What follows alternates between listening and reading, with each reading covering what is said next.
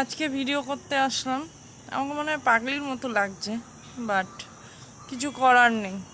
মনে হচ্ছে না পশ্চিমবাংলায় আছি, মনে হচ্ছে রাজস্থানের মনে হয় মরুভূমিতে আছি।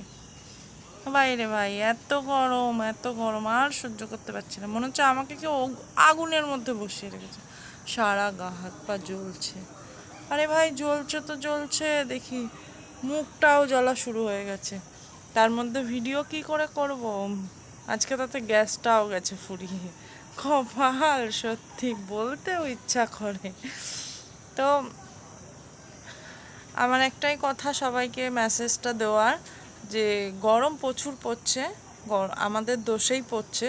কারণ আমরা যে হারে গাছপালা কেটে যে হারে বাড়ি ঘর ফ্ল্যাট বানাতে ব্যস্ত,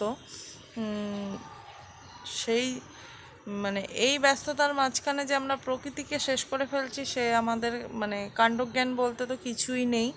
তো আমরা যদি দুটো একটা করে প্রত্যেক বছর গাছ টাছ লাগাই, তাহলে মনে হয় এতটা গরমের সম্মুখীন আমাদের হতে হবে না।